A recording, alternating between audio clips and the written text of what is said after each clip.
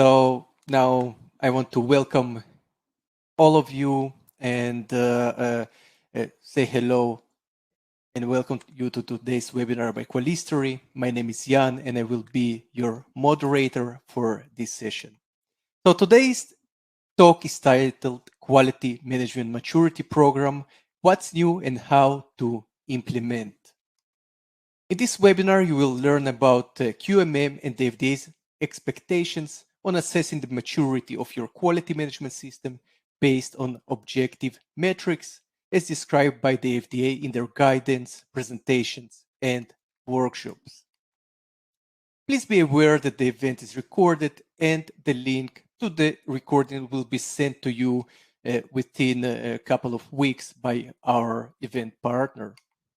So this webinar will be around 90 minutes and it includes a Q&A session at the end, so please stick with us. Also make sure to stay until the end of the lecture to receive the certificate of attendance. Our event partner Qualio sponsors the certificates and you will get them sent to your email within 7 working days without a charge. Just make sure to stay until the end of the lecture. Please use the chat box to your right freely to discuss the topic with your peers as the webinar progresses. And if you have a question for the speaker, type it in the chat box before sending, click the question mark button so we know that it's a question. And if applicable, please mention the corresponding slide number. And we'll address it either directly or at the Q&A session at the end. And also please send me or my assistant Harper a message using the same chat box if you require any assistance during the session. And in case of sound or visual problems, please start by refreshing your browser or trying a different browser or device. It usually fixes the issue. So at Qualistory, we aim to provide pharma professionals worldwide with the freely accessible education and industry insights. And we managed to do it with the help of our incredible sponsors and partners. And for today's webinar, I want to thank Qualio for sponsoring this event and making it happen. So a bit about Qualio. They are a cloud quality management software for all life science companies. They address medical device and pharmaceutical companies' needs of a secure and scalable quality management system with the flexibility to support their evolving needs. They meet the challenge by cutting through the complexity to optimize and automate critical quality processes. And right now, their team is distributed across North America and Europe. Now I'm eager to introduce to you the speaker of today's webinar, Amnon Eilat. So Amnon is a seasoned quality leader with experience in the complete life cycle of biological and small molecule drug development, from discovery through non-clinical and tox studies, clinical trials, process and method development, GMP manufacturing, validation, regulatory submission, and US, EU, MHRA commercial product approvals. He has also experience in the complete life cycle of biological small molecules and vast experience with cell and gene therapy and developing and troubleshooting aseptic processes, including the design and fabrication of isolator and implementing and validating highly effective decontamination sterilization technology. And Amnon has worked in various capacities in international pharma companies such as Amgen, Eli Lilly, Genzyme Sanofi, as well as cell therapy companies such as Cellcore and Therapies and Histogenetics. Currently, he is the Global Vice President of Quality at Minovia Therapeutics, working out of Massachusetts site and developing quality systems and implementing continuous improvement methods for development of clinical cell therapy processes.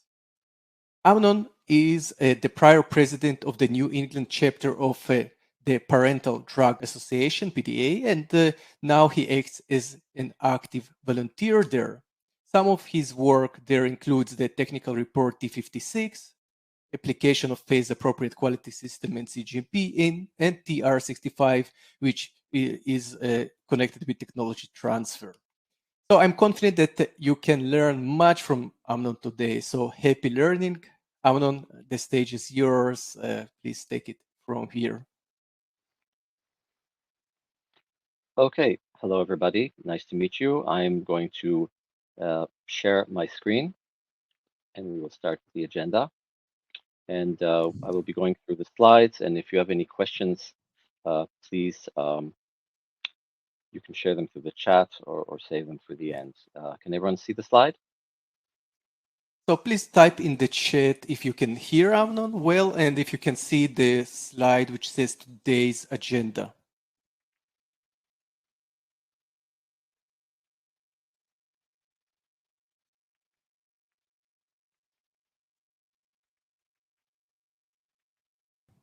No, they cannot see it. Can you maybe start the sounds like no slides? Can you Okay, hang start on a second. it again? Yeah. So I took screen share off yeah, and now I'm perfect. And going we to share again the again. screen. Tell me if that Okay. Let's see. Please let us know if you can see it now. We'll wait a couple of more seconds. Yes, now it is good. Perfect. So, Amnon, can you click the hide button on the bar Yes. on the agenda? Okay, very good. Okay, so we're ready to go, Jan?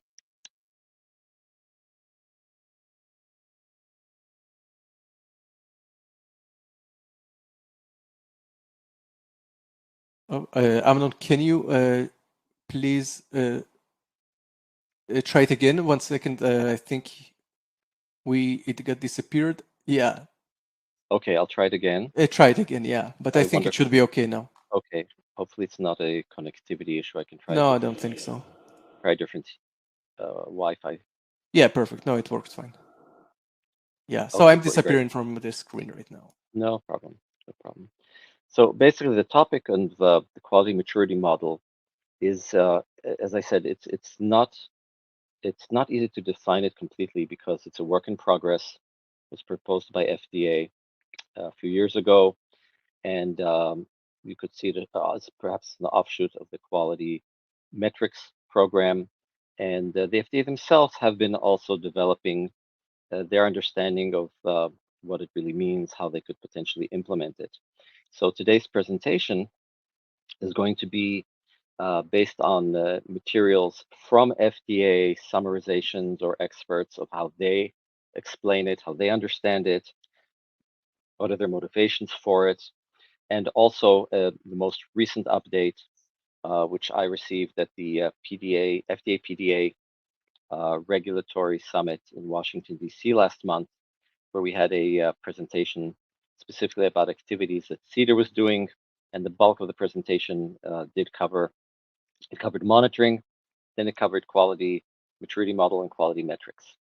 So I will start, and just to show you the agenda, hang on a second. Um, okay, so what is the QMM according to the FDA in their own words? The Why? share screen, Oh, the we share don't see screen the went slides. away. Yeah, yeah. Okay, let me try it again. Sorry about that. Is that better? Yes, perfect. Okay. Okay, so what is the quality maturity model in the FDA's own words? Why are they interested in this? What is the benefit of applying CDER's QMM, FDA's framework for pharmaceutical QMM, and a recent update regarding the QMM survey of pharmaceutical sites, or they call them establishments, and how it's directly impacting the way they are also going to implement it. And then implementing quality metrics, because as they state, we really must have quality metrics in place so that you can even then describe the maturity of your quality system. Okay, so I'm just going to go right here. So quality management maturity is the state attained when the drug manufacturers have consistent, reliable, and robust business processes to achieve quality objectives and promote continual improvement. So, as I mentioned, FDA is developing a program to assess and rate, give ratings for quality management and maturity of facilities manufacturing drug products. This is commercial drug products and active pharmaceutical ingredients. The programs were announced in 2020. Obviously, the pandemic also had an element in delay of some of the implementation as they really couldn't send people out to sites and gather information.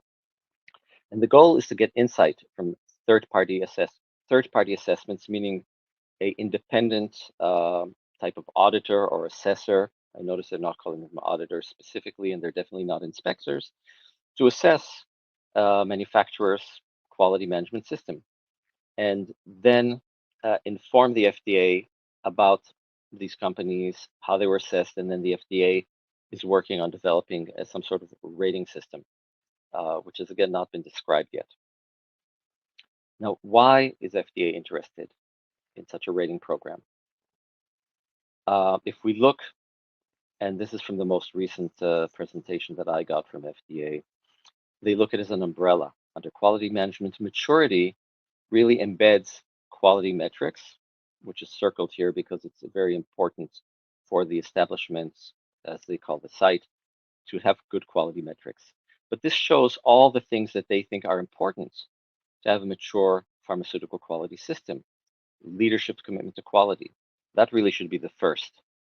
Having a quality culture, business continuity program, communication, sustainability, and compliance, so that if you have your compliance, it actually continues and it doesn't sort of degrade or lose steam. And then after a year or 2 years, suddenly you're not compliant because you're not maintaining and updating your quality systems. The customer's experience having to do with customer complaints or issues with product. And then we talked about enhanced PQS, analytics.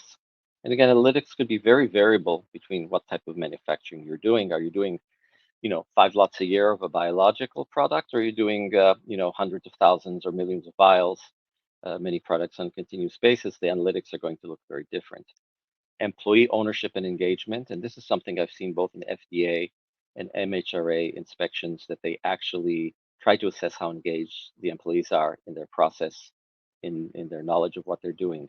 Continual improvement, risk management, various strategy, and also productivity optimization, because they realize if a process is not optimized, whether it's the administrative process, the quality system process, or the manufacturing process, resources are being spent on non-value-added activities rather on maintaining and improving compliance in the process.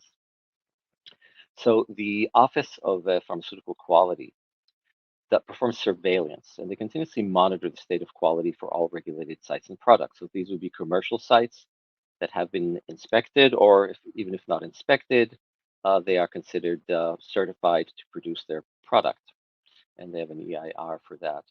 And the mission of the office is to assure that quality medicines are available through signal detection. They see an increase in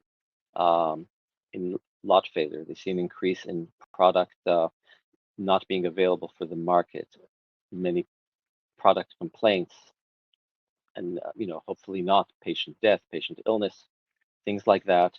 And they analyze the data, they review the state of quality, and they take proactive engagement also with, proactive stakeholder engagement. If there's a problem and the company that owns the site, that runs the site, are very much engaged and working to remediate it, that's actually very, very critical in how FDA approaches that company. And I can give some real world examples later.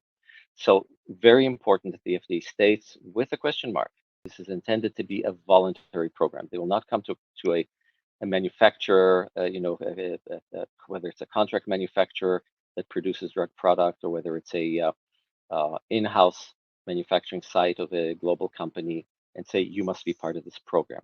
But there are benefits to being part of the program, and both for a third party and for a internally owned manufacturing site or establishment. So drug shortages has been a major topic of interest to FDA. for over the past 5 years at least, starting discussion even earlier than that. Janet Woodcock used to be the head of CDER, is still very much involved in that. And the reason for the shortages are usually mainly quality issues. So it's not supply chain where there's a ship full of a drug and it gets stuck somewhere because, I don't know, gets stuck in the Suez Canal, for example. It's really mainly caused by quality issues that the company has to either cannot release the drug product or must recall it or withdraw it from distribution if it's not been released yet to commercially to the patients and pharmacies. Now, FDA has formed a multidisciplinary, multi-center working group to facilitate the development of a quality maturity model rating program. Now, the problems that are identified require remediation, which can take time to address, and if serious enough, can interrupt production and lead to drug shortages.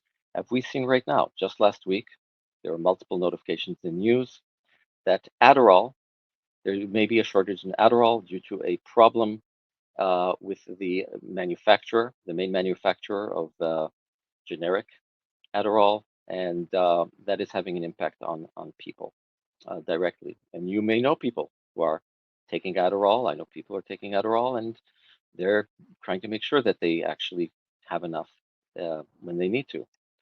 The working group is developing a framework to objectively assess and rate QMM of manufacturing sites. And they want to do this through interactive site assessments, again, not audits, and also relevant intelligence, as we talked about, those publicly available metrics or metrics that the FDA receives through reports, whether it's complaints or safety issues or patient safety issues, pharmacovigilance. Obviously, if there's some signal in pharmacovigilance, it needs to be identified whether it is intrinsically because of the product or is there a problem with the specific batch of the product that is causing the safety issues. Now, solutions, very important.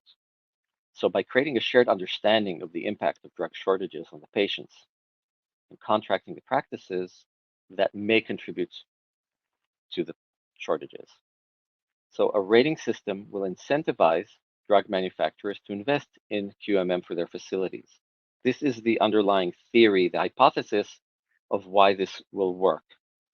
And once I go through this slide, I want to talk about also some of the barriers for that and the reasons why it may not work or may not work as effectively as the FDA wants to.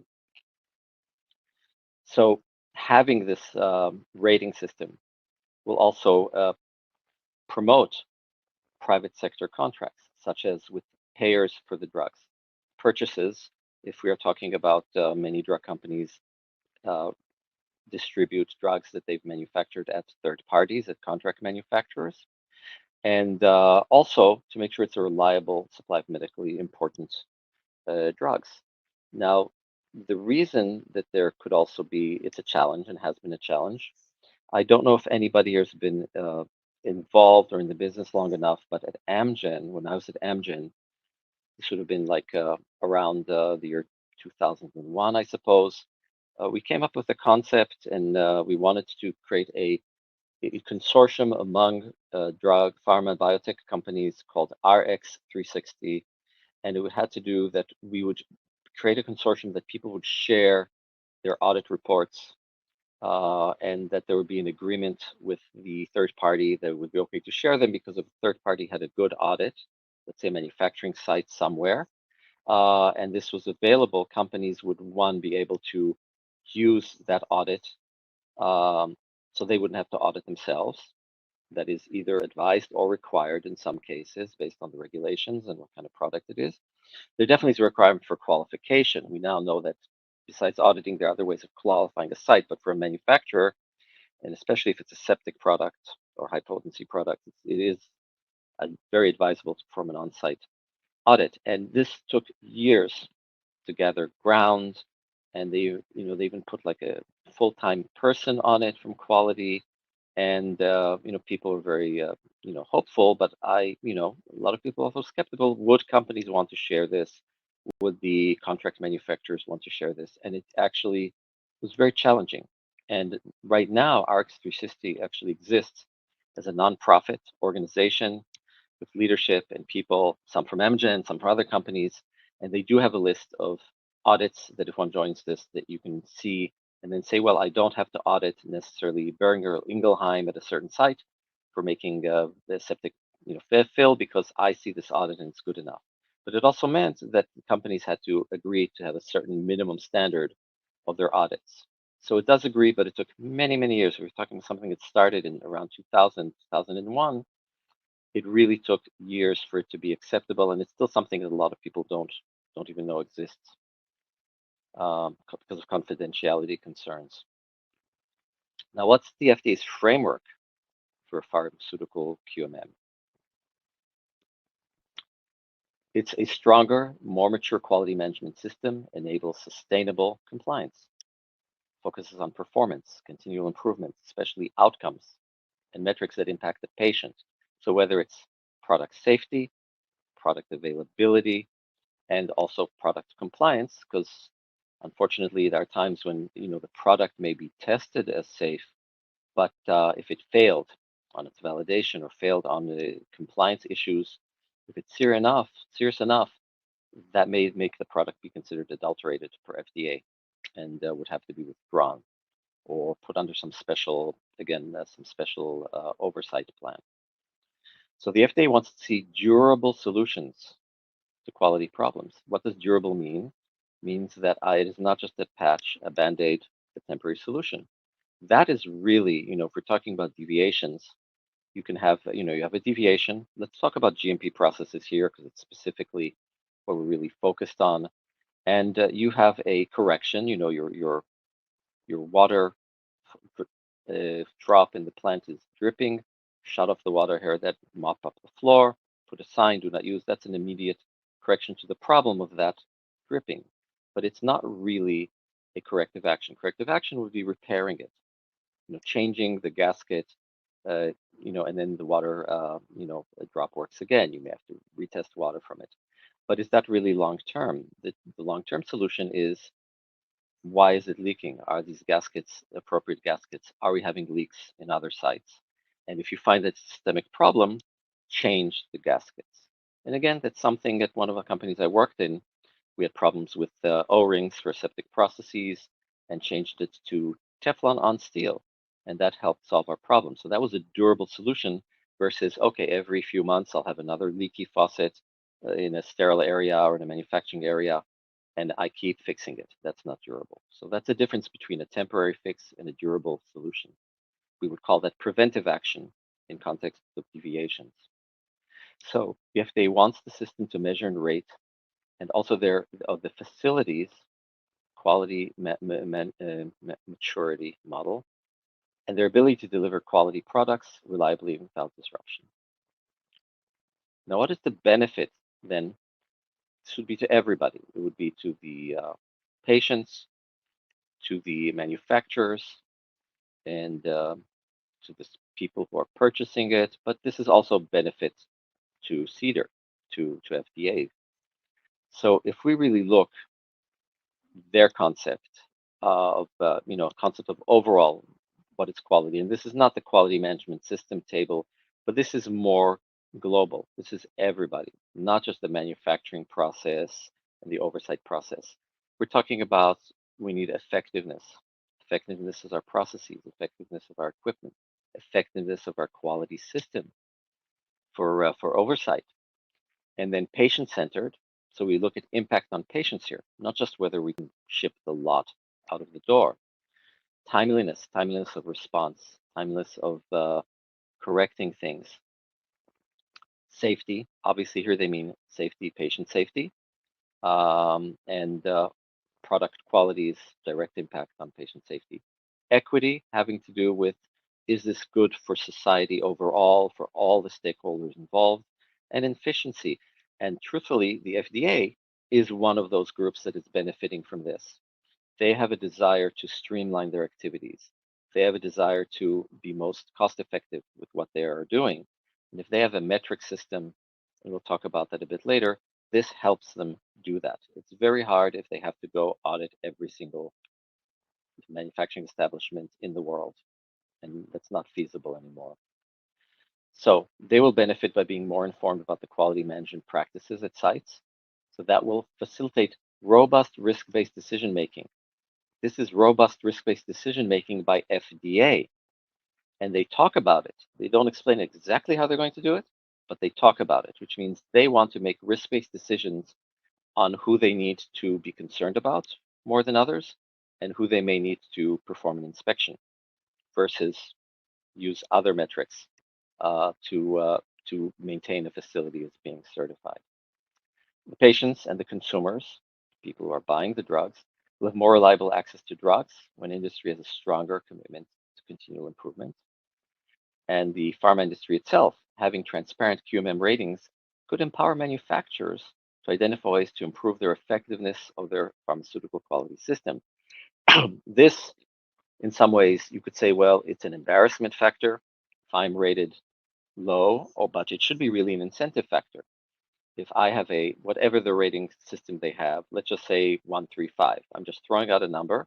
If a company has 5 consistently, then people who want to purchase drugs from them, people who want to use them as a contract manufacturer, that reduces their risk. That becomes part of the assessment. You don't just have to read, have they had 483s published? Have they had warning letters? Have they had consent decrees? You'll have an additional metric that is more of a live, ongoing metric. So in industry, that I think that could be very useful, and also useful for industry when deciding where to purchase or use as your third-party contract manufacturer. Now, quote from the FDA, QMM is achieved when a drug manufacturing establishment successfully integrates business and manufacturing operations with quality practices and technological advancements to optimize product quality, enhance supply chain resiliency, and drive continual improvement. So this really encapsulates what FDA has been talking about, I'd say, for at least the last 20 years. And it was a huge, huge, momentous breakthrough when FDA actually started talking about using risk-based decisions on who they inspect. Because they would inspect, you have to inspect a, let's say, a drug manufacturer every 2 years, every year if it's a septic product, and they had people going out there doing it. But we know even then they weren't able to go everywhere. So they tend to focus on the companies that they didn't know, maybe in foreign countries, countries that are new to, let's say, exporting drug for the US, and did not necessarily go and inspect companies from very reliable manufacturers that they have not had problems with.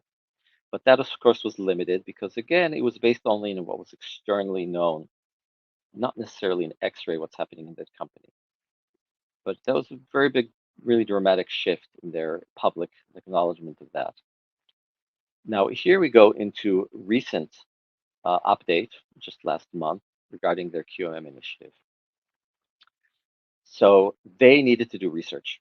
In fact, the FDA was doing the research, going to companies, going to establishments, sending a group that had 3 different third parties that they used to do the assessment. Again, not an audit, but a lot of questions, questionnaires about their quality systems, about how their business practices support quality, how how they monitor and control things. So the Office of OPQ is the Office of Pharmaceutical Quality, funded research at the University of Maryland and through the FDA Center of Excellence in Regulatory Science and Innovation. They sent out people to do this research, and they also did research internally with FDA on how, using more of a systems thinking approach, to study direct and indirect effects on the end-to-end supply network. They wanted to see how all of these really, the impact they have on the FDA's typical activities, because FDA is a big organization, has different departments, different groups. They historically, not all of them communicated well with each other. Sometimes they shifted them around from one division to another, and they wanted to also see how how the whole system is managed from that perspective, from end-to-end supply network. Now, this is what they call the, I think it was the 6 Ps that are really impacted by QMM and would be most benefit from a QMM metric system. So we have the pharmaceutical industry, purchasers of the drug, we have pharmacies and patients, and obviously we have payers and healthcare providers. So in a sense, these are all the stakeholders beyond the FDA that are really would benefit from such a program. They called it the 6Ps. Here's a more of a additional definition from FDA. They talk about for the pharmaceutical manufacturers, they would get positive and proactive performance acknowledged, not just after an inspection. And we know that if inspection is well, FDA doesn't publish anything, doesn't publish a 483. And so there's no way of a company sharing and saying, look, we had a good inspection. We are good quality systems. We make a reliable and safe product. So it's good actors, as they call them, the opposite of the bad actors in the industry are rewarded. For the purchasers, so it's improved supply chain transparency. They know that companies that have a good rating on QMM are less likely to have disruption in supply because of quality issues. And the FDA backs the rating using their own insight and non-public data. So they would add that to the public information that they get from the sites and through these assessments.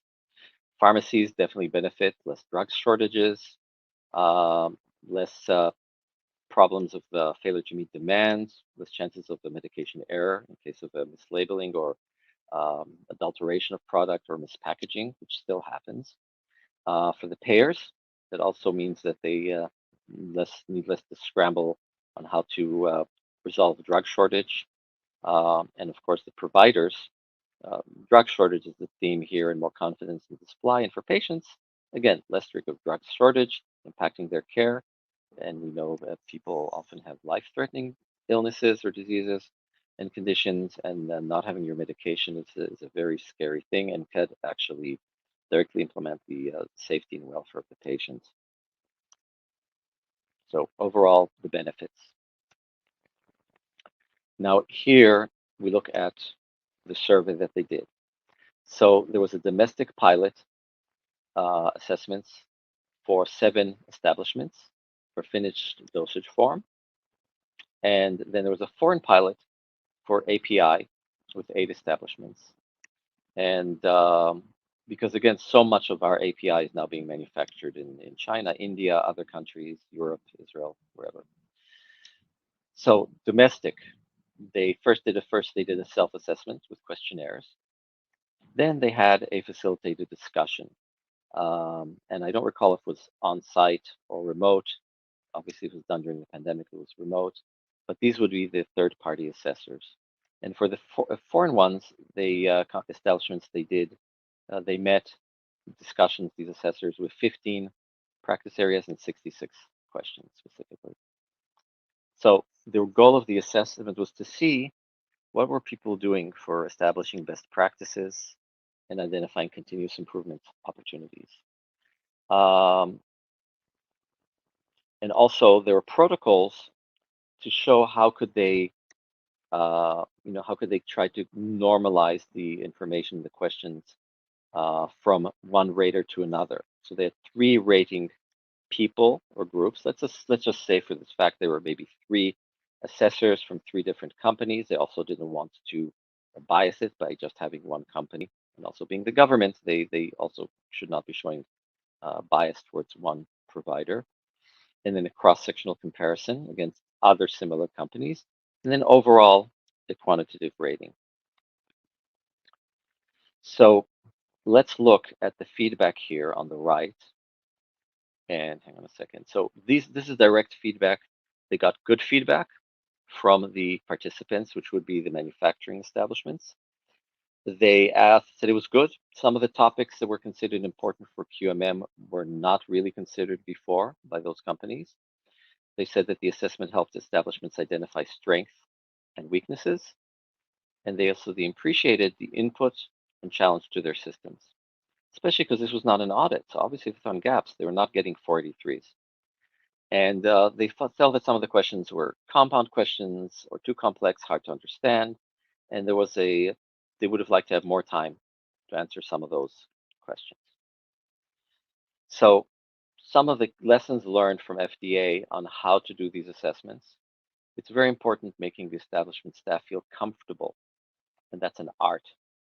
And therefore, I think maybe one of the assessors was not as friendly, or again, still came across as being maybe an inspector type situation. It helped when the assessors were more um, friendly and congenial with the people, especially with the voluntary program at here. So they agreed that assessors need to be trained in interview techniques, also in staff engagement and time management. That if you have a question, not to linger too long on it, making sure there's time to answer all the questions. And at the same time, not being too quick on a question that is maybe more complicated. Asking follow-up questions. So people answer you, ask follow-up questions. Avoid leading and yes/no questions. And I think for people who may not know, a leading question could be, so do you think that the problem in your water system was based on this? And then, whereas you should ask, what do you think were the causes of the problem in your water system? And nothing that can just be answered with yes/no, that doesn't give you a lot of information. The open-ended questions, you get better responses. And avoid questions that are off topic or tangential, because it distracts people then from being focused on quality compliance and their processes. The assessor should not provide opinions. Maybe some of the assessors are trying to be helpful, giving people advice what to do or what they thought, but the whole point is then it makes it less objective for the FDA, and they should remain neutral. And they also need to understand their audience.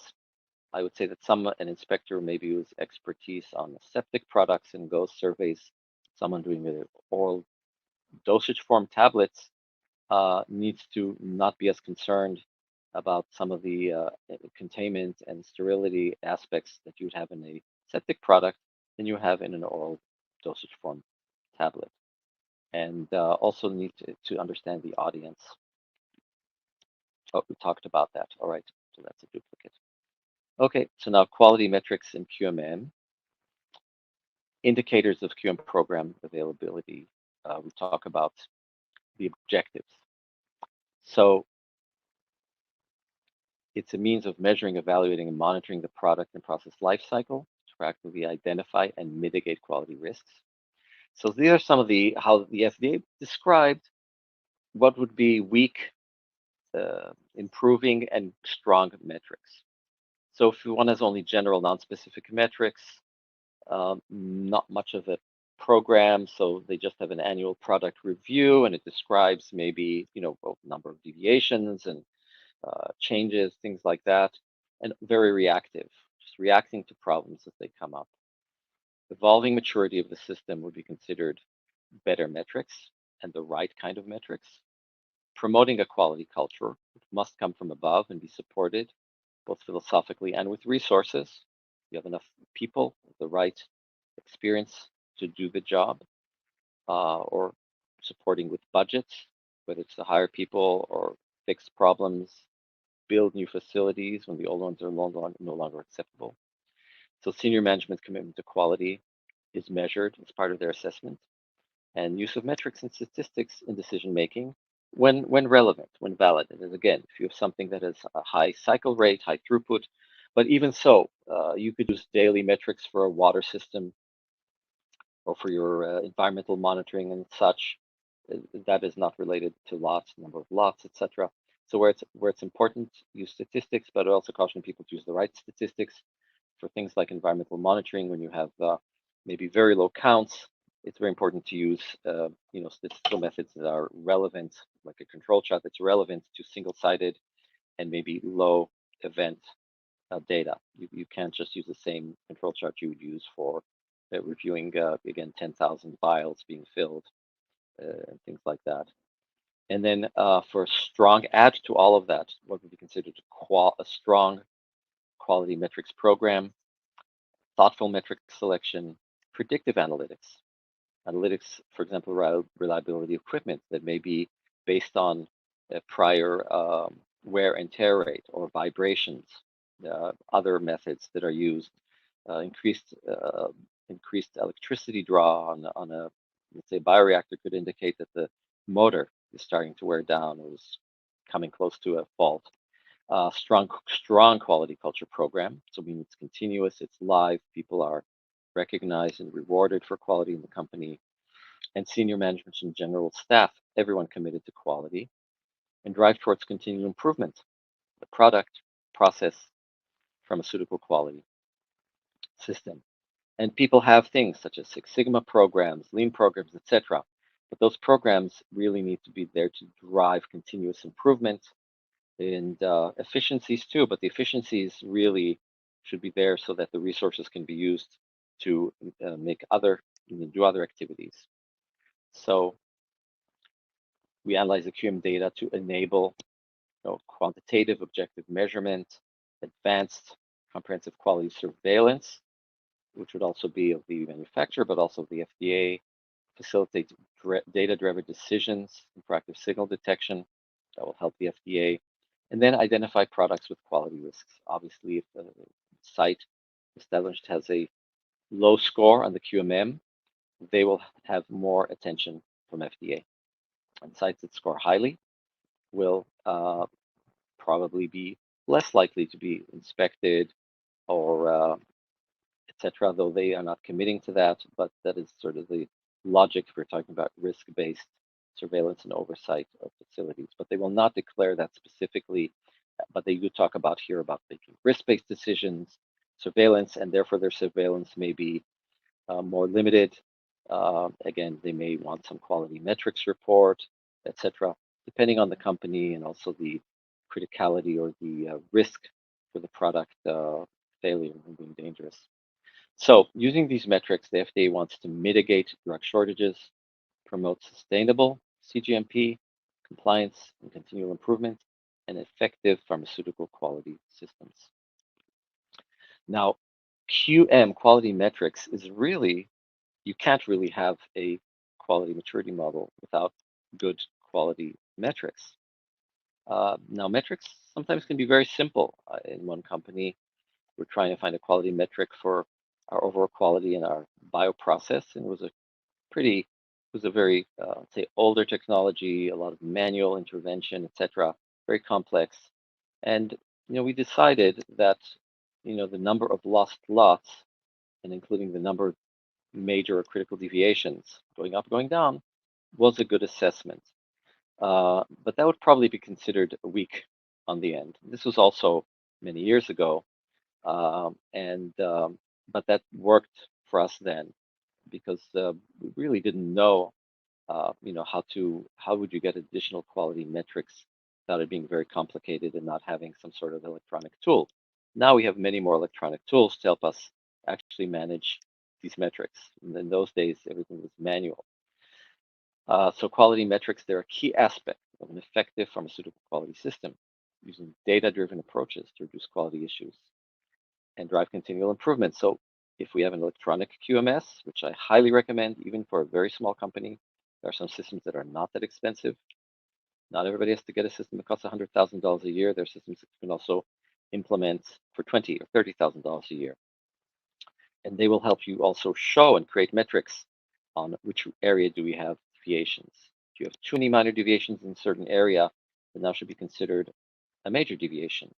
There's a problem in the facility, in the HVAC, in the water system, in a certain bioreactor, maybe a certain type of bioreactor, certain types of analytical equipment that are prone to failure and error. So this really shows about the information about the quality of the facility and the manufacturing process on an ongoing basis. These are data that are collected daily, weekly, monthly, depending again on how that can be done. Some people now have automatic particulate monitoring of clean rooms. People are using isolators, which is another way of reducing exposure of a septic product or septic processes to particulates and microbes, and conversely protecting the operators if it happens to be potent products. And QM assessments would be an evaluation at a point in time, so they understand this has to be repeated. But they're also, the quality assessments and ratings provide a more complete way to characterize establishment quality and provide a mechanism for inherent and FDA-driven incentives, meaning if we have quality metrics that are then wrapped up into a QMM rating, This will be much more effective for FDA to see if there are potential risks in a provider, or if maybe a provider that had problems is now improved, so they can focus their resources on those that are problematic and not on the ones that actually are showing a good quality maturity. Therefore, they have good PQS, they have good systems in place for remediating, improving, and preventing problems, oversight, quality culture, all of those aspects. So actually, this is a duplicate slide, and this is, okay, here we go.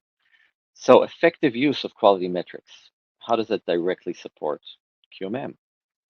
Things like kappa effectiveness, repeat deviation rates. What metric do you have? Typically, I know in many companies, if we've had, I put the criteria that if we have a major deviation that repeats itself, more than once in a 2-month or 6 months, 3-month or 6-month period, we have to do additional investigation of that. Obviously, if it happens a lot, it should immediately be considered for proactive preventive action. Change control effectiveness. How often do you do a change control and we can't manufacture the lot in a compliant manner or to pass its specs because the tech transfer or the assessment of what needs to be done to mitigate risks during the change was not done properly. Equipment effectiveness and unplanned maintenance. So obviously, if the equipment is calibrated well, maintained well, you would not have breakdowns. Does the company have a shutdown? I recommend any manufacturing plant anywhere in the world that is doing GMP activities must have at some point in time an annual shutdown, whether it's a week or a month. But there has to be a time that things that need to be repaired can be repaired quickly, that it changes, modifications need to be done. And if you're working continuously 24/7, it is very difficult, if not impossible, to do that properly. Otherwise, you have unplanned maintenance and you may lose lots, lose clients, lose product. Then about the process, what is the process capability, performance indices? You have CPK, PPK, these are statistical tools that people can read up on, showing if your process is, if you're having a process variability, how tight it is within your specs versus actual performance. Right first time rate, so that would be where you have a batch where you don't have to put it on hold for an investigation because of a major or critical deviation. You make the batch, maybe only some minor deviations with no impact, and you can release it right away. And a lot release cycle time. How long does it take to release a lot? It should not take months to release a lot. It should be quickly, depending on its complexity, obviously, but the release of lot work should happen right away. But also, if you have a lot of deviations, a lot of problems, it will extend lot release time. So that is a metric that indicates also if there are problems in the process and in the lots. Oh, wait, someone says the slides are not readable. Are they okay now? Yeah, I believe it's fine. Yes, because sometimes there's a lag in transmission and it may take a few seconds to read Yeah. the slide. Okay, laboratory performance. This would be the QC lab and the, let's say, EM lab. Adherence to lead time, so meaning quick review of the product. Also, right first time rate. How often do people have to repeat analytical methods because of a failure, whether it's equipment failure or reagent failure, or it's an actual, those things create investigations out of spec, out of trend investigations, delay release of the product, delay release of obtaining metrics to determine whether the product is compliant and appropriate for release. Calibration timelines too. You have to make sure that equipment that is used for analytical testing, whether it's an HPLC or a plate reader or some other device, needs to be calibrated, and things should not be used if they're out of calibration. Those are major deviations. And then for supply chain robustness, there's a term here I'm not really familiar with. If they used on time in full, and maybe that means that the full lot is available on time to the market when expected or released when expected. Fill rate of inventory, days of inventory on hand. Are we as a company only just in time, and therefore if there's a disruption, there will be a market shortage, or is there a reserve material available to deal with disruptions, and also product disposition done in a timely manner. So some of the industry questions to the FDA. So if we look, what is the authority of the FDA on this? This is not a regulation, not a specific that there's a QMM or even that quality metrics need to be provided. So can FDA provide clarity on the statutory regulatory basis for creating a QM program? They do not write down their answers to this. This was an open discussion in the meeting, and they talked about the fact that yes, this is voluntary. No one will be forced into this program. If there's information that people do not want to share, they'll not have to share it. Since it's voluntary, it's not really a regulatory driven decision, but they feel that the benefits to the participants, such as the manufacturers, will benefit from it, and FDA will benefit from it, and everybody, as we talked about, all those various stakeholders will benefit from it. So how will FDA engage the industry? Let's move some here. As the program is further developed, and they talked about assessing the the data that they've received from those surveys, and again, they don't give specifics. It is dependent on how they assess it, how they get to agreement in FDA, and they have to also agreement across certain divisions, and also depends on how many resources they have to apply to this. Any new program takes resources. The fact they did this survey means that the FDA, as of recent, has been applying reasonable sums of money to make this happen. And how will the FDA use QM data in decision making? So again, no one ever said we will not audit a site that has a high QM score. They just said that based on high scoring sites, they just said may not be as audited as frequently as others. They definitely don't commit to anything yet, and maybe they never will, either verbally or in writing. But as they said, they will use people with high scores. My assumption and assessment based on what they were talking about are less likely to be audited.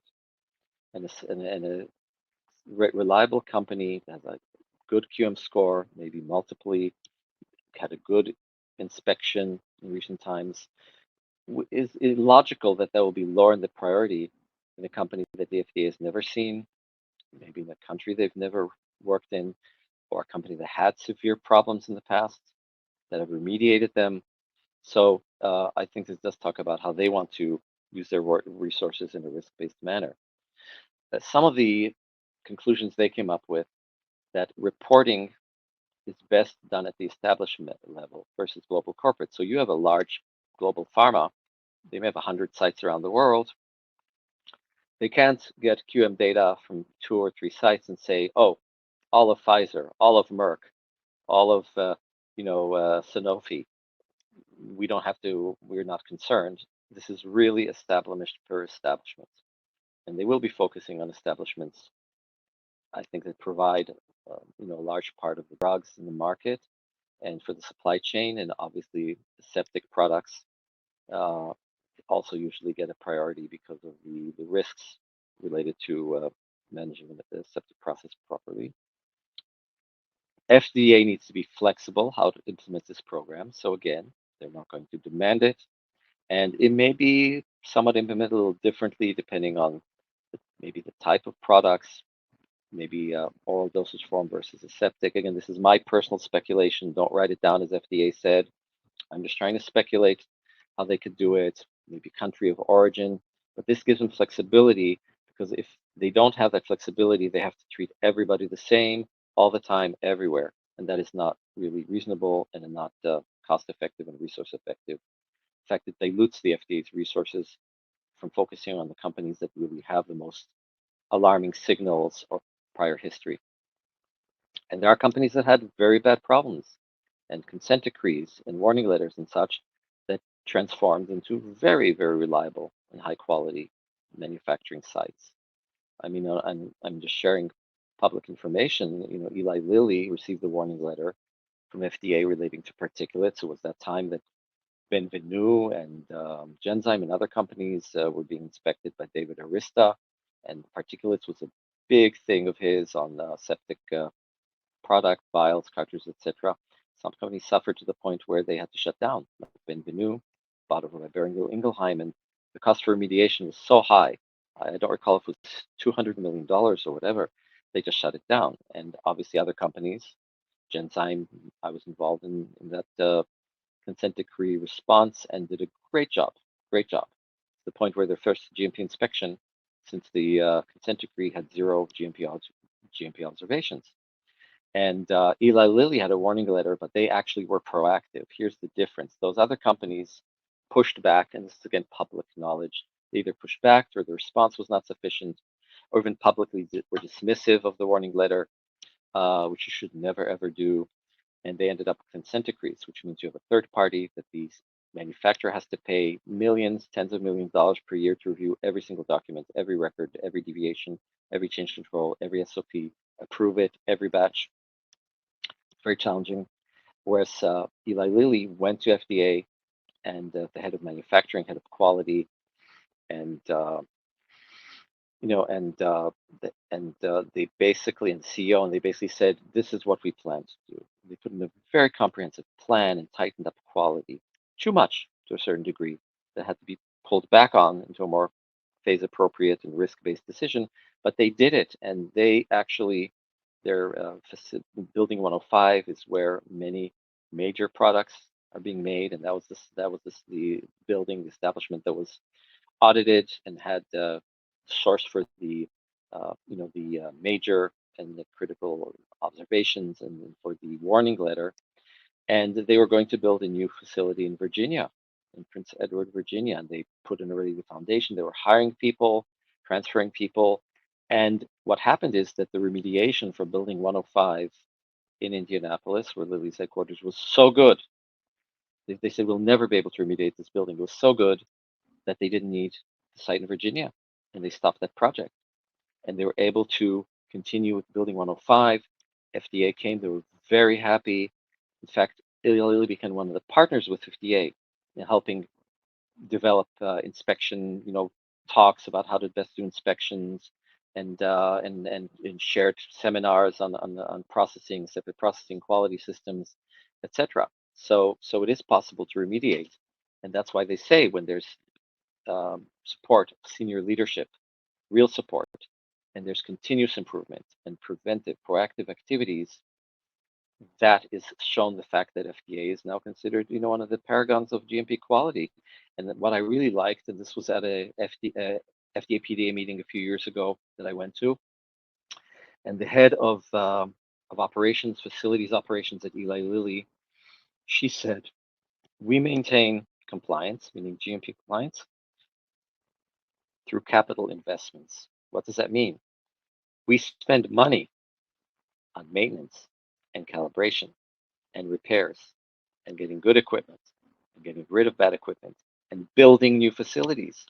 Whereas there are companies that have facilities that are like since the 40s, 50s, 60s, and they just cannot be fixed any more than they are. I mean, building 105 had to be almost gutted for the repair, but it did work. But and that was the point. By investing in the facilities, in the processes, in having the appropriate number of people, the right people, good QA oversight, maintenance, that is the way of maintaining compliance in a GMP setting. And it's basically been demonstrated. Now, reporting frequency may vary depending on the prior experience with the establishment. They may want to go more, maybe every year. I don't know. Again, just speculating, to a company, new company, no familiarity, maybe in a country that they've had issues with or they're not familiar with, versus a maybe more established facility that's had multiple inspections or highly successful ones. They may not go back and assess them at the same frequency. But again, no numbers. No, we'll do it every year, every other year, depending if your score is 1, 3, or 5. They're not determining based on that, and they want flexibility. And I don't know if they will ever really tie. If you have a score of 5, forget about it. You're not going to be inspected, because there could be other factors related to that. There could be issues with that same company in other sites, or some really serious issue that they now want to inspect other sites to see if they're, implementing the same improvements, or are they the same problems.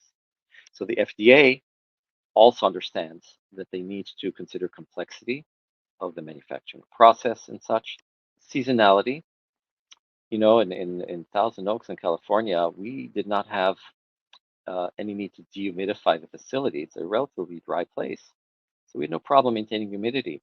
In Puerto Rico, we had problems in the summer with excursions for humidity in the facility because you're in a tropical area and it's raining and such. So you may need to consider dehumidifiers in the facility or bleeding in dry air. So that is another issue of seasonality.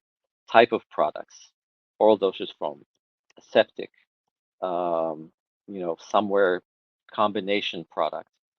Age of the facility too, directly. Older facilities, unless you're showing really, really good maintenance, they will eventually start wearing down. And not only that, they're really not designed, whether it's flow, gowning rooms, ceiling too high, ceiling too low. Eventually, it will basically, if you do not continuously improve your quality systems, after a number of years, you will start falling out of compliance, specifically out of the C in the CGMP, which means that you are current with what is considered industry good or best standards. So that was the end of the slide part. And now we're opening it up for questions and comments from people. Perfect. Thank you very much, Amnon. So let's go to the questions. So let me go from the beginning. Would you like to go through the questions yourself, or would No, you why like don't me you to? pull out, because it'll be hard for me. Okay, Why don't you pull out perfect. the ones that I think are unique, answerable, something that we can't just follow, that would benefit the whole audience. Okay. So one question from the beginning was, is the QMM something that one can also implement for the medical device industry? Okay. FDA CDER, so therefore not CDRH, which is the division for devices, radiation, health. They are not, CDRH is not implementing this. So right now, but quality metrics can and it should be implemented, because in a sense, quality metrics, it is not prescribed exactly how to do it, but there are a lot of recommendations. And again, FDA has spoken a lot about it in industry, with industry. So I recommend that even in devices, people have a really good quality metrics program, whether they're tracking deviations, component failure, qualification of their suppliers, validation issues, etc., recalls, etc. If there are issues, again, if it's an aseptic product, sterilization, containment, etc. So they're doing this specifically for drug product commercial manufacturers, and probably some of the larger ones, my guess would be, because they're real concerned with supply chain and drug shortages. But all of these principles are good. And by the way, FDA, for example, people have heard of something called preventive action. That does not exist in the regulations outside the CDRH regulations. And in fact, my former boss at Amgen, Joe Chuckles, the FDA hired him. He was working back time to help them write the whole concept of preventive action, which he actually determined that you can't be too prescribed, because if it was that the process must succeed, it means if your preventive action does succeed, you've just broken the law. You've just violated the regs. So he left, if you notice, the words around preventive action from FDA are a bit more vague than they are in the ISO, where they say the preventive action must fix the problem. But in that case, they use that and they applied it to all pharma and biotech, everybody, even though it's not in part 21 CFR 210, 211, etc. They can apply it to all the CFRs that are related to drug manufacturing and device manufacturing. Great, thank you for the answer. So, Amnon, do you see other regulatory agencies apart from FDA adopting the QMM? I haven't seen publicly. I think there's another aspect here. FDA can and often will publish the 483 document, which has the observations for a site inspected or a company inspected. And of course, we're talking also about GCP quality and quality systems, the type of service providers. Whereas in the UK and EU, they do not publish it. So that's also another reason that industry often had many more informal conversations with inspectors and regulators in the EU and UK. I know MHRA for years has had a person on call every day You could call and ask anonymously or not any compliance question you had, and they would just answer you. FDA doesn't really do that. FDA is much more formal. Send us a letter. We'll have a special meeting. We'll tell you what you think. So it may not be as, I think maybe some of those, the inspectors may have a better sense in those countries what's going on in its companies. But if it works well for FDA, it may be adopted. But I personally, I don't see this happening anytime soon because of resource issues.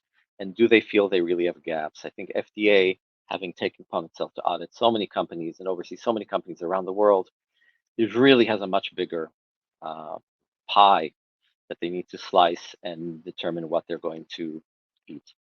So I don't see that, but it may happen, and again, it probably will be voluntary. Okay, to the next question. So this is a voluntary program. So do you recommend taking and presenting this in the quality metrics management meetings? First thing, what you present, whether it's an annual report or periodic report of your commercial product, I do think it's important that the quality metrics presented to senior management and in the report then sent off to FDA are meaningful. As they talked about it, they talked about the weak kind of metrics, general vague metrics, metrics that are backed by data, and then metrics that are more analytical, perhaps real time, etc., more sophisticated. So it is good for any biopharma company of any size, and even in myself and the pre-commercial companies, I have a quarterly meeting where I present sort of top line quality metrics if we have, or where we are on reaching our goals and developing the quality system and such. It's important to do it, even though that is not required for a pre-commercial company. I highly recommend you doing it as early as possible, even if it's just oversight of the third parties. How often has the third party failed? How many deviations has our contract filler or contract manufacturer failed, or how many delays they've had? These are really important metrics to track from the beginning, but again, it can be simple at the beginning and then more complex. And obviously will always be more complex for a manufacturer making product versus a sponsor that is overseeing the contract manufacturer. But this plan is not really, they may look at the but they will look at the QMM model for the manufacturer. Whereas they will look to see if you have good quality systems and appropriate quality systems, training and all that, deviation, kappa, etc., in the sponsor too.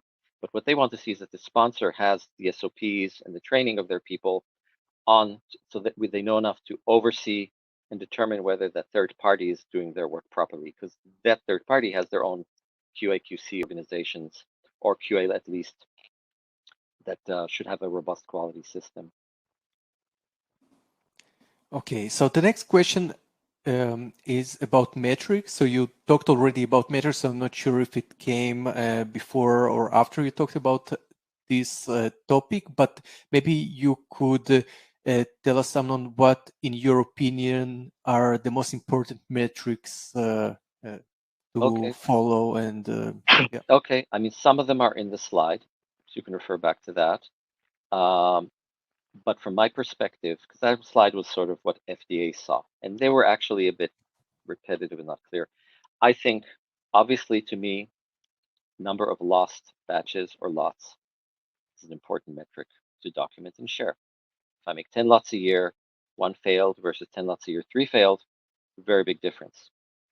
Number of deviations, but the deviations that really need to be discussed are the major or critical. Critical always have high visibility because usually that prevents a batch from being released or could trigger a recall or withdrawal if it's non-commercial yet. But major deviations are important too, and it's their number. Are we trending upward, downward? I know in one company we hardly had deviations, and all of a sudden, following year, we had a lot of deviations. And CEO of the company, I mean, I even presented what I was going to do to him. We want to know why this is happening. Now, it happens to be that one of the manufacturing facilities was basically 1.5 shifts, and they pretty much immediately turned it into a 3-shift, 24/7 facility. And that usually causes disruptions and problems, and people quit. or people want to transfer out. So that was not surprising to me. And then you could go down to exactly what with that had impact on the deviations. You have deviations, for example, because there are errors or difficulties in reading the master batch record or reading other SOPs that are not clear. So I think deviations are really important. And what's important is to always segregate the deviations per type and meaningful type, and maybe do a Pareto diagram showing where we have the highest rate of deviations, maybe overall, but then pull out just the majors and then have the highest to the lowest recurrence. But keep in mind, a critical deviation that happens once a year could be worse than 10 major deviations that are challenging but can be remediated, in real time without impacting the lot. Obviously, timeliness. I think cycle for review of batch records is a good metric. It depends on the company. But if a company does not have resources or the right people, that will lead to other problems. That could also lead to errors in review of batch records. And you don't want the people being tired, overworked, or distracted when they're reviewing a batch record or QC test results, because once it's out the door and in distribution, someone can go in and find that a certain critical test, someone transposed the numbers, did an incorrect calculation, and your product is actually adulterated or low potency, etc. So definitely those are critical metrics. And then I think, if you have an audit program, how many, whether it's internal audits, there should be an internal audit program. How often do you do it? Even if you do it just once a year, it's really good and important to show that you're doing internal audit over your own processes. I recommend actually bringing an external auditor to do that, because sometimes the internal auditor, it can be a little stressful. And some companies have great relationships across manufacturing quality. I've worked in some, but others there's not. There's tensions. There are historical reasons, political reasons. So getting a third party to do the internal audit usually helps reduce some of that tension, and then it makes it easier for quality to partner with manufacturing and operations to remediate the problems.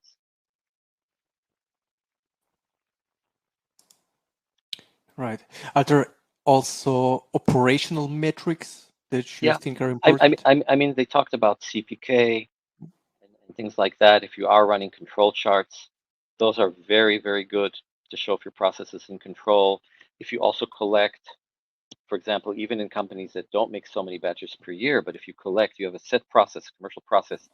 I mean, if you can, whether you have that data or whether you collect it. I worked, for example, at Genzyme. They were collecting every single batch, certain data, like release data, going back 20 years. It was amazing, amazing. It was like this cloud, and we could use it to see whether they were shifting in product, and maybe it was still, it was actually still within the typical variability of the process. Because biological processes tend to have more variability than just small molecules. Whether it's tablets, capsules, or injections, there also tend to be requirement for tighter specs for that. So collecting data over time is really, really helpful here. And if you're using control charts, important to use them correctly and use the right ones. If you have only 10 lots, 20 lots, you could still do a run chart, but just don't set formal. You need at least 29 data points to set a formal control chart at like 99.7% reliability, but they're still useful even if they're run charts showing variability. And then process parameters, and if you have process parameters that indicate the process may be less stable or have an issue, then you can respond to it. Get it into formulation quickly, not wait. Those things in real time are very important if people respond to process variability in real time, out of spec, out of trend. Again, if you're starting to see problems, is it the analyst? Is it the equipment? Sometimes you find that HPLCs, GCs, they have clogged needles. That really has to be, you really need good maintenance on your analytical equipment. And I would do the minimum calibration a year, not every other year. There also needs to be a preventive maintenance plan. As we talked about, a clogged needle, something in the reader. 5% of the readers, after a number of years, they stop working, and you need to get new, whether it's a new UV bulb or a new LED or a new detector. Very important for analytical equipment to maintain them. Okay, good. So how is it possible to compare organizations unless the metrics are recorded to a specified standard? Well, that's why they said that they wanted to do a survey across multiple kinds of companies. And part of the work they're doing is to figure out how to normalize the data. But if you have, I don't know, 100 companies and they do tableting and then they do blistering or they put it in bottles, how different are their processes really? Yeah, I mean, one is maybe a very stable drug, and one may a drug that you have to put in a moisture absorber and keep it out of light, but technically it's the same process is very similar. And people use overall in industry, you'll find people use very similar equipment. You can decide what kind of mill you need, and sometimes it's fine for a certain drug, sometimes it's not fine for another drug. It doesn't mix as well, so you have to use a more sophisticated mixing process and make sure also your equipment is designed properly to prevent segregation of your formulated product before it goes for tableting. Capsuling has issues. Capsuling is again, tablets are the easiest, then you have capsuling. And obviously, if they see people using low end equipment, that's obviously something that they would understand that maybe you have a slower equipment or not as sophisticated as some equipment with the built-in checkway, things like that. But overall, it's the same process. I suppose isolators versus non-isolators, again, they expect the same level. Meaning, if isolators go beyond the capabilities, they would expect even with a RAB system or an open system, which people they really don't like, to meet a certain standard. Just with isolators, you tend to be able to reach that standard easier from the sense of the process. It doesn't mean access, ergonomics are easier, but it's easier getting to a class 100 and better environment in an isolator, and also sterilizing the isolator with, for example, chlorine dioxide gas or something like that. But again, isolators and isolator and their different designs, it's all very relatively similar processes with just some variability on the equipment and such.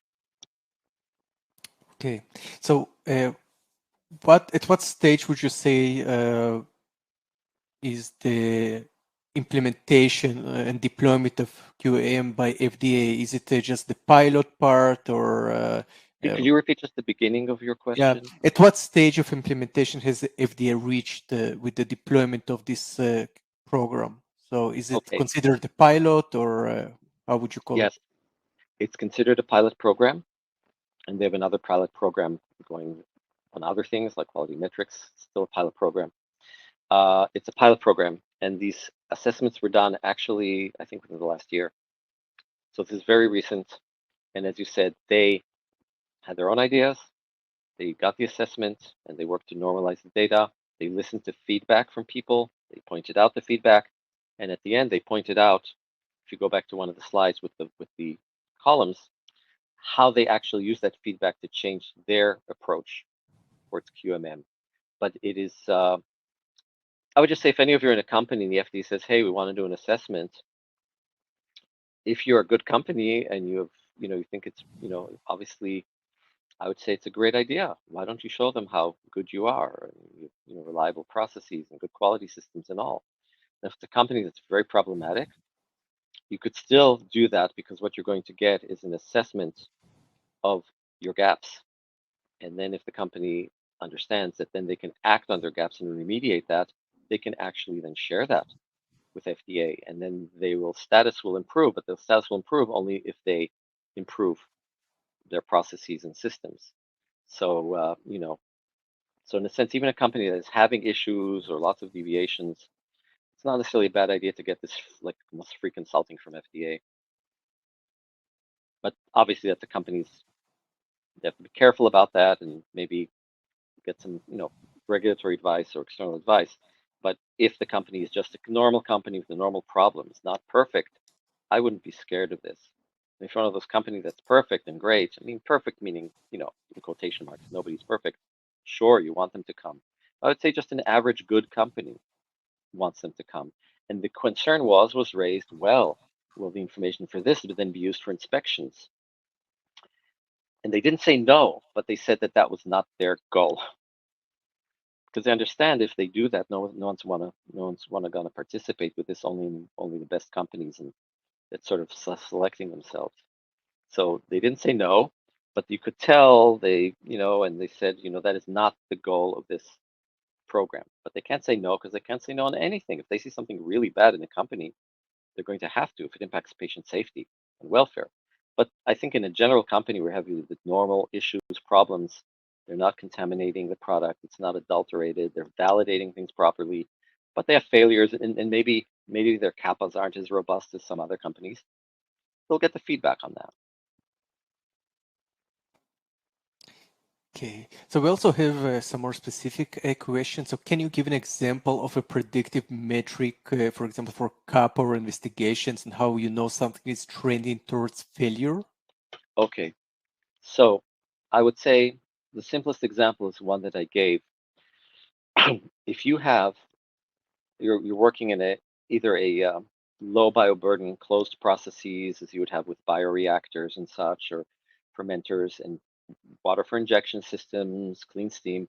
Almost all of those use what's called the tri-clamp type of joint, where you would have two pieces of pipe, and then you have a place to put a gasket, and then you have an external clamp that holds it tightly together. That's been proven historically. It's a technology that was invented by the dairy industry in the United States, which is actually where a lot of the bioreactor technology and aseptic processing technology somehow comes from that. And we were having leaks and various failures in various equipment. And that, by tracking that and seeing if it only happened in Wi-Fi system, and one, we'd say maybe someone didn't install something properly. And it turns out that they were really using the wrong gasket. They were using the wrong gasket. And that's when we moved to another gasket and ultimately decided. We also found that people over tighten the gaskets, it deforms them. So by moving to Teflon, because Teflon by itself will deform, called cold flow. But Teflon on steel, meaning you have a steel ring covered with Teflon, put that in, stopped having problems. So there, your prediction was repeat deviations. Repeat deviations should be, and then if you have an electronic system, or even if you do it in Excel or Smartsheet, and you periodically look for, like, when you put them in your Excel or Smartsheet or whatever, obviously you should have which facility it is, which type of system it is, which type of equipment it is, and then you can sort and see, oh my, we're having gasket problems not just in water system in this building, we're having all over the place. They're not happening a lot, but they are recurring. And when they recur, it's a big problem. Then you worry about, if something drips out of your closed process, there's a high likelihood of something dripping in and contaminating the process. So that's one. The other one would have to be control charts for higher throughput processes. And again, things like lost lots, very predictive. We never had lost lots. All of a sudden, we lost our first lot in 3 years. What changed? Well, you'll find that the head of the plant and some of the senior people that worked in process development and helped build the plant and could just go in and listen to the equipment and see if it wasn't working had been promoted, moved to Colorado, moved to Ireland. And you have people who don't have that skill set. And that's normal for a company.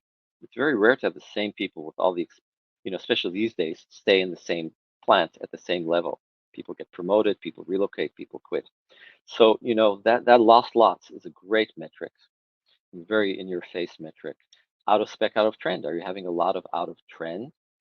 Okay, is it because the process is now moving towards failure, towards, then it's time to look. Out of trends need to be tracked, even though you don't have to perform necessarily an out of spec investigation. Some companies do, but out of trends needs to be tracked and discussed in real time, not after the process has failed. Out of spec, is it happening a lot because of equipment failure? Well, you need to check, are you maintaining your equipment well enough? If the analysts are not trained properly, they can't read the method, it's confusing, they're using the wrong pipettes, all these things. So definitely deviations and out of track, out of trend, out of spec, failures. And then if you are sophisticated enough, EM, for example, if you do it daily, track that, trend that, look at the trends. If you see more counts, again in the summer, that could be because you're in a humid place and higher humidity, or it could be because you actually have maybe a damaged HEPA filter somewhere because they painted the ceiling. That's also another thing. If you start having failures in EM after some maintenance work, you may need to go in and recertify HEPA filters and make sure things are working properly, or someone didn't adjust the damper incorrectly, so you're not getting the airflow you expect. Okay, so Now we will address the last question. It's both from the same person, so I will put it together. So may QMM sustain quality cost efficiency, and how would you consider to implement the quality culture in the frame of QMM? Okay, quality culture can be done only with direct, immediate, and visible support of senior leadership. I can talk about this about Genzyme. Genzyme had a plant that was built with input from the CEO. It was difficult to operate, difficult to validate, took them long delays. Then that plant was meant for one product. Then they made 3 products in it, and it was 24/7 operation, and they added a fill facility. People came and requested for improvement, money to, buy new equipment, new fill equipment next year, next quarter, etc.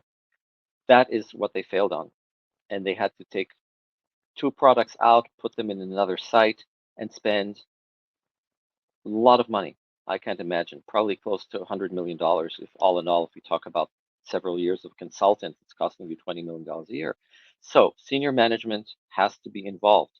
And if a CEO says, I don't care about these things, you take care of it, that's a bad sign. That's a bad sign. In fact, at the FDA, we had the chief operating officer of Moderna talk about it and talk about how they really became, from a small biotech, and now all of a sudden they have to spend billions of dollars scaling up around the world. And he mentioned 3 times, because obviously it was very important to him. Juan, he said, you want the head of the company to understand manufacturing. And that means also understand quality. Now, that doesn't mean they have to be experts, but they have to understand its importance, its direct impact, and they have to be engaged. And I know at Lilly, boy, were they so engaged, we had to like pull back. The quality was so tight, you couldn't release clinical product if you wanted to follow the corporate standards and all that stuff. But they did it, and there was a CEO, head of manufacturing, head of quality, who were directly engaged in it. They put the right person in charge, and they remediated things. And of course, it needs to be also fun and interesting, and people should be recognized for good quality, not just recognized for fixing a problem. As we know, when there are no problems, no one gets recognized. It's very important to recognize people when they are maintaining good compliance and preventing problems from happening. And leadership needs to be sophisticated enough that it's not just the white knight. I've been the white knight too, riding in, save this lot. Ooh, it should be the people who are making sure that we never get to the point where we need to call the white knight to come and fix things at an emergency and a critical level. So very much leadership involvement. Resources should be applied to quality. Some companies bring in quality only too late, and then they have to play catch up to great cost. And of course, if you have a quality problem in a product that is commercial and you don't fix it, you end up in very serious situations, could end up out of business, as has happened. So all of those things are important, because leadership engagement means also resources. We have money to hire manufacturing people, not quality people. That's a problem. It's a real problem. And it doesn't mean overbearing. It means the right people with the right experience in the plant or oversight of a third party usually need more experience if people are overseeing things done at a third party and talking to their quality people, and why can't write a deviation that makes sense, and you have to help them write their deviation.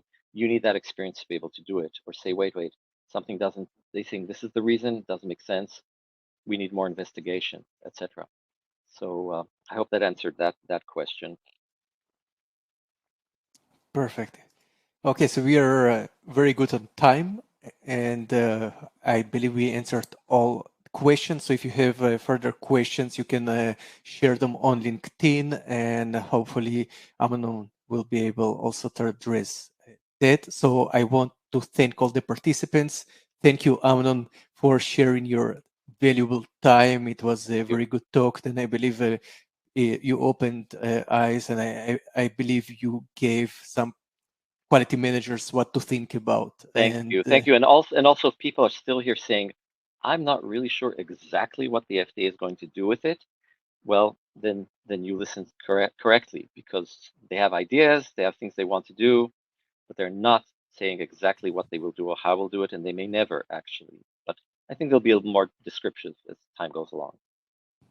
Great. Thank you very much. I want also to say thank you to Qualio again for sponsoring this event and allowing this to happen. So thank you all for coming. I hope to see you at our next event. And I will, after I shut this session, I will open the link for you. So a new link will open on your browser so you can directly register and meet us at our next event. So thank you very much and see you there. Goodbye.